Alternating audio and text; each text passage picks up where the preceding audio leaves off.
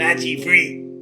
If the previous Republican debates have been World War I and World War II, this was thermonuclear. We went here from WWE to UFC. This was a cage fight of the sort I don't think we've ever seen at a presidential level before.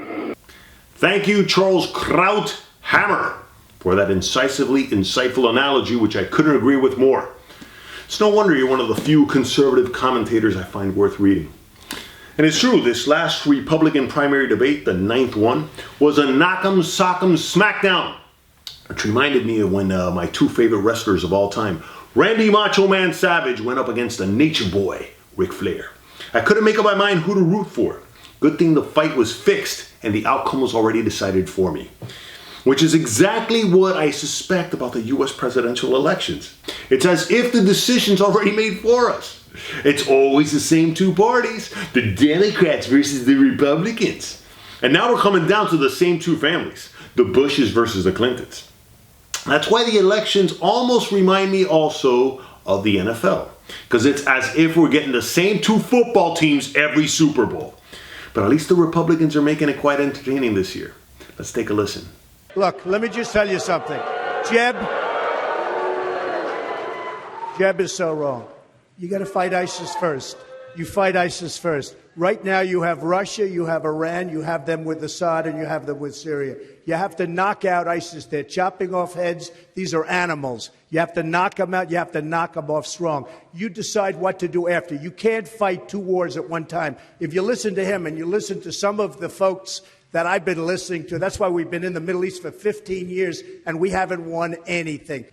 Obviously, the war in Iraq was a big, fat mistake. I could care less about the insults that Donald Trump gives to me.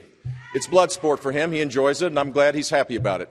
But I am sick and tired of him going after my family. My dad is the greatest man alive in my mind.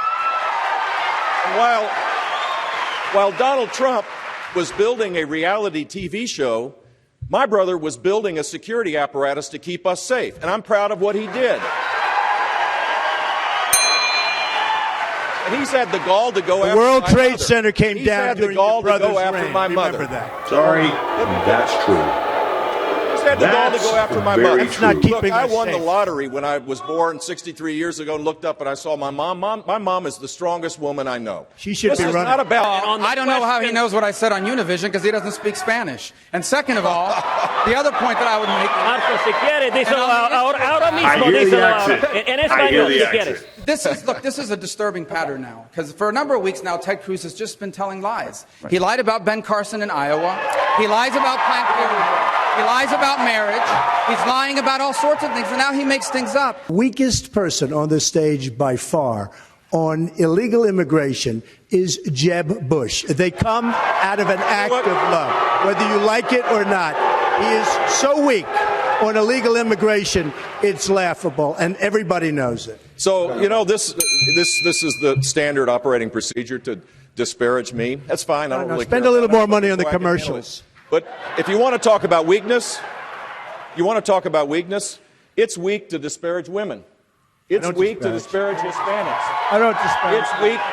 It's weak to denigrate the disabled.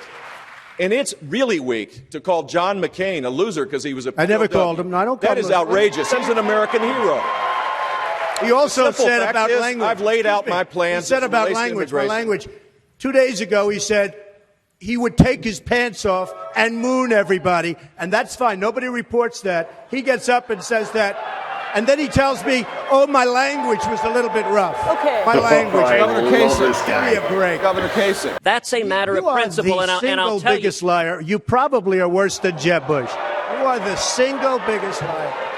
This guy lied about Ben Carson when he took votes away from Ben Carson in Iowa, and he just continues.